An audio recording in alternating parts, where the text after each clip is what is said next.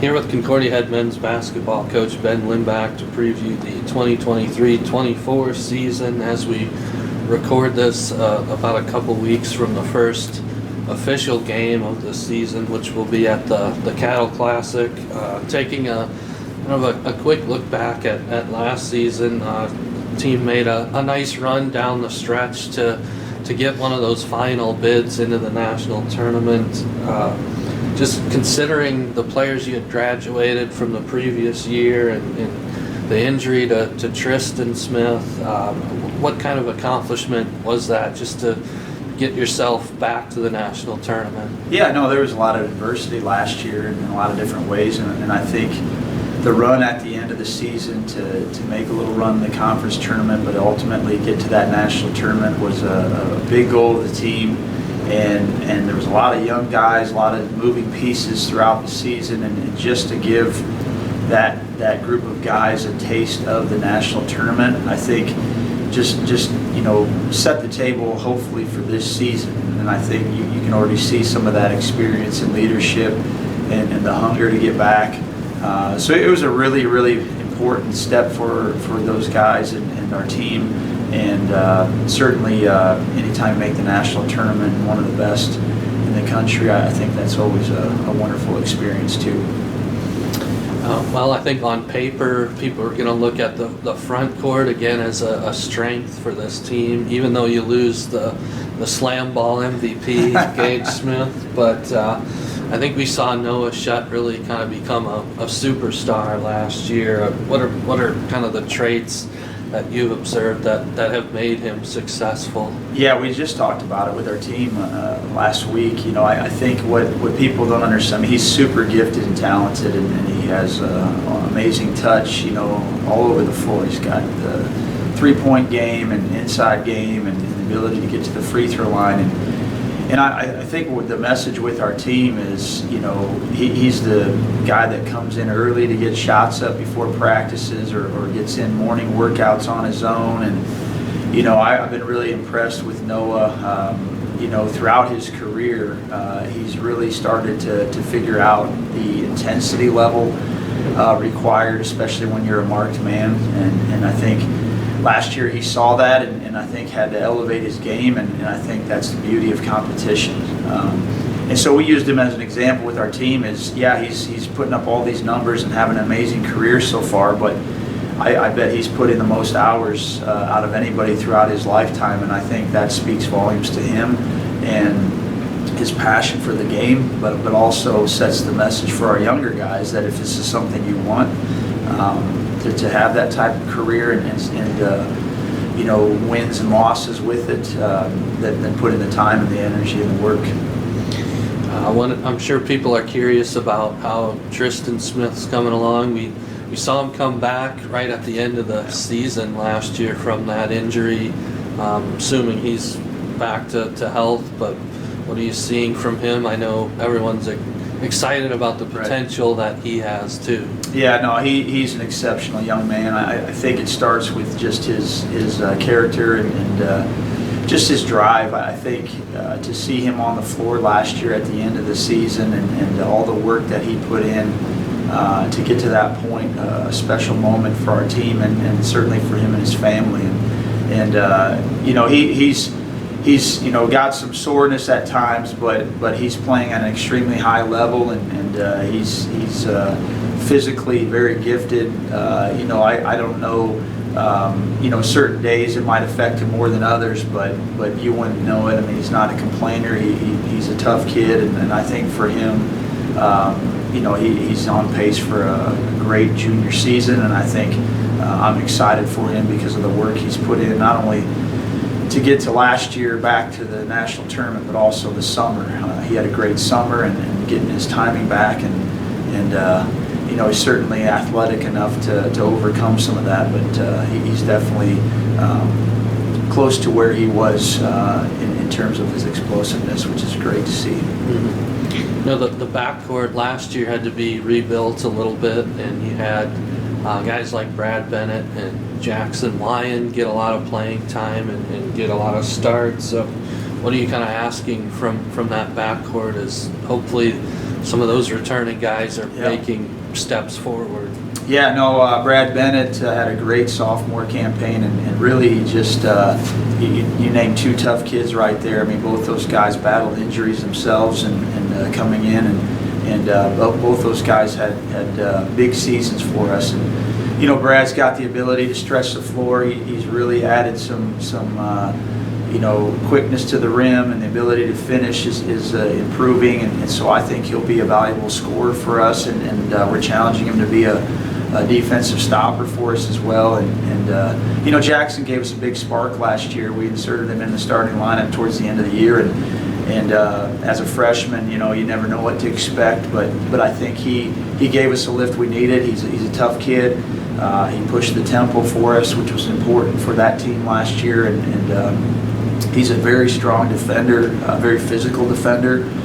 So again, we're going to rely on him for some of that as well. And so yeah, both those guys got some valuable time, and certainly you can see that right now in the preseason here. I should make mention of Zach Koulis, who had definitely had a CIT to remember last year with all the shots he was making. But it seems like this is a team that, in order to maybe reach its potential, will need help from those young guys, freshmen and sophomores. Right. But how important is their growth and their development? I know you do really like the freshman class that's coming in too. Yeah, no, we have, you know, you named some of the guys that are returning with experience, and I think there's some guys that put a lot of work in over the summer in that, you know, underclassmen, you know, and upperclassmen levels. And certainly Zach Koulis got a start a couple games last year, some valuable minutes, and the game slowed down for Zach. You can just see, I mean, he's got an amazing ability to shoot, but now he's using that also to get to the rim and get to the paint. Defensively, he's improved quite a bit. Joe Baker, I mean, I don't know if there's a bigger competitor on our team, and he's a senior this year and such a wonderful leader in a variety of ways with our team. So we'll rely on him too for a lot of things beyond just basketball, but he's certainly had a great so far preseason. Tony Tubrick, you know, 6'9" guy, we redshirted last year, and he's a redshirt sophomore, and stuck around here, you know, in Seward, and he's really starting to come on, and I think I'm excited to see him and when the lights come on in a game, and certainly he's been practicing well, and we'll need that from him. And then there's other guys, you know, Logan Wilson, I think is starting to come on as a sophomore, and certainly some other guys. Brayson Mueller came off of an injury, and you know, I could go on. There's a lot of underclassmen that I think are pushing for this opportunity too. But you know, our freshman class is very talented. It's been fun to see. We have some big school guys, you know, like Jackson Stuvey and Lucas Helms, you know, Brant Van Dyke. I mean, some of these guys come from big schools, but then you got the smaller school guys, Brooks Kissinger and Hayden Frank, and certainly Tyler Hari. I mean, some of these guys have played in some big moments too. So right now, I'm seeing the level of our team get pushed higher and higher because of this depth and the talent and the hunger of these guys. So I'm really pumped to kind of see us against some opponents, and certainly excited to get the season rolling. Well, it's been 3 national tournaments in 4 seasons. Probably would have been 4 for 4 if the one year hadn't shrunk back with some of the COVID restrictions that year. But what do you feel like maybe kind of allowed the program to sort of turn a corner and be in this position now? Well, it started with some great leadership in the locker room. You know, you go back a ways to guys like Brevin Slope and Tanner Shuck. I feel like we had some tough moments throughout their time, but towards the end, you know, there was some great, you know, leadership things, and certainly our program, you know, started to just reset and do some things that we felt like were consistent with the values of not only what the program body, but the school. And I think those guys really set the tone, but certainly from then on, I mean, we've had some amazing players and just buy-in. And so we have core values that we all try to live by, and I think every team has these things. And, you know, every team at this point in the year, they say, oh, we want to win the league or we want to make the national tournament. And I think, you know, we try to tell our team what separates us from everybody else will be our ability to buy into each other, our roles, and ultimately our core values to what we try to live by every day. So so the theme that the team chose this year was Rise Up, and I think our goal is to every day rise up to challenges, meet those challenges, don't shy away from them, rise up in who we are as people, and I'm so far pleased with what's going on, not only with our leadership, but also the tradition that we're trying to uphold with the national tournament runs and the excellence that they're. As far as there's still being kind of fifth-year players in the league and nationally, you know, this program benefited from having Gage Smith for a fifth year. How is that continuing to impact things around the GPAC and nationally right now? Yeah, that's a great question. We're seeing a few teams take advantage of that, and individuals certainly take advantage of that extra year, which just makes our league even better, makes the game of every sport for that matter better, because everything trickles down from D1 to D2 to our level, and so I think it's a challenge in a lot of ways, but I also think it provides some experience in our league, and you know, I haven't looked on paper which teams have those fifth-year guys this year exactly, but I know there's a handful of them that will be more experienced because of it. And yeah, Gage had a great fifth year last year. You know, we don't have any this year, and I think I also think that gives younger guys an opportunity to take that next step and to meet that next challenge. So, but it definitely has changed the landscape of sports, and especially college basketball. Wanted to touch on Gage a little bit more too. I know that was kind of fun over the summer to follow slam ball and see his success, but what was that like for you? And I'm sure you had a lot of people reaching out and talking about watching him on ESPN and stuff, but what was your reaction to that?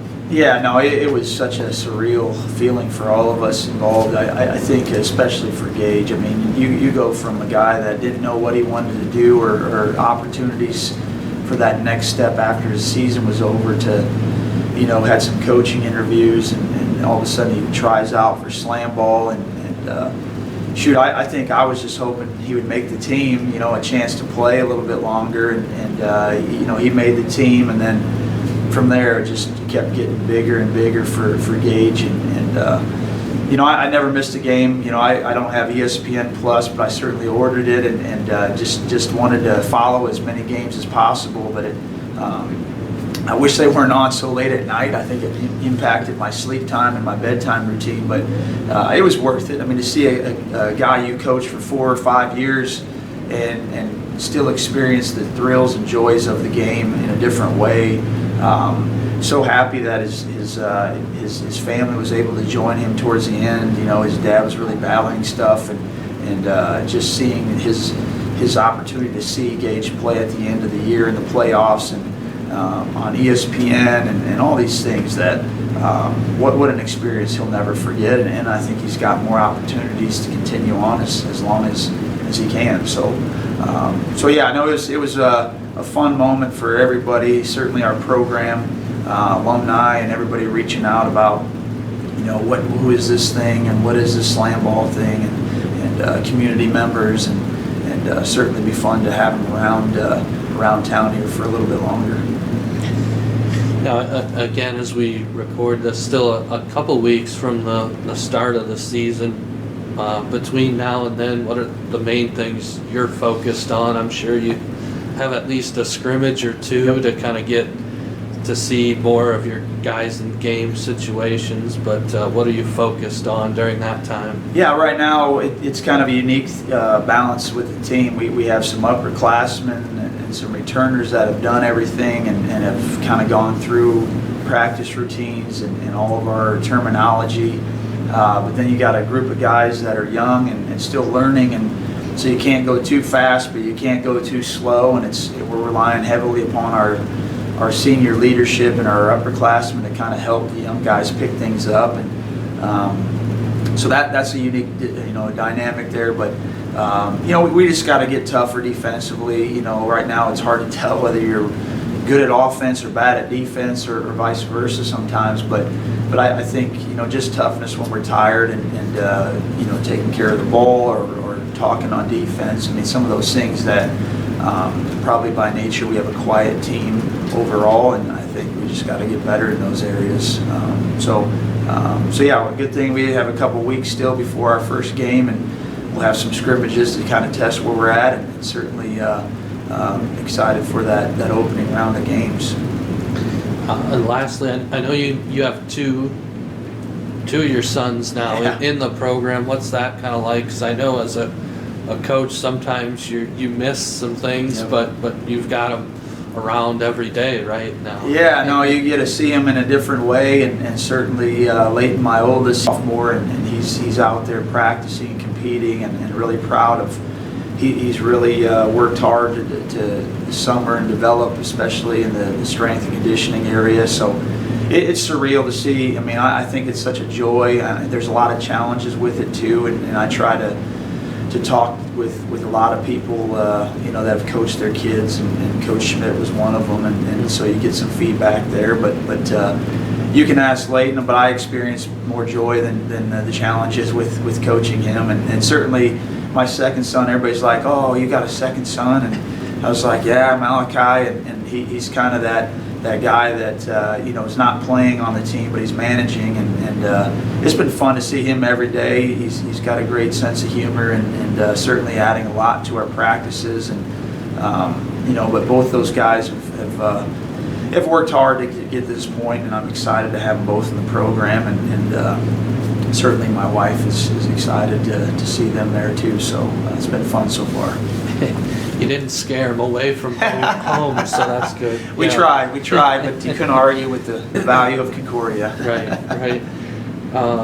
Wanted to touch too on the program's planning, kind of a celebration of 100 years that will happen in February, so a little ways away, but just what excites you about having the chance to maybe get a lot of alums together and celebrate what this program has meant to a lot of people?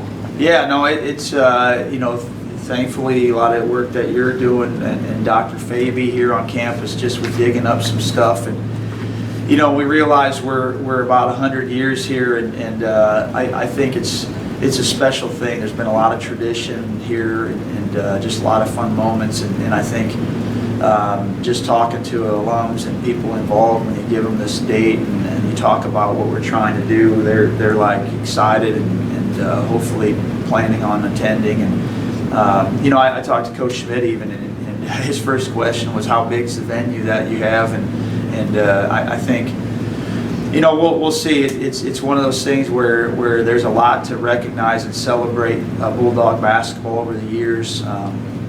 Even if it's not a national tournament team, there's guys that have reached out about just when's CIT and how's the team looking. I mean, there's so many things to it, and to be able to celebrate it, and we're humbled to be part of this tradition of over 100 years, perhaps, and certainly look forward to that celebration coming up in February.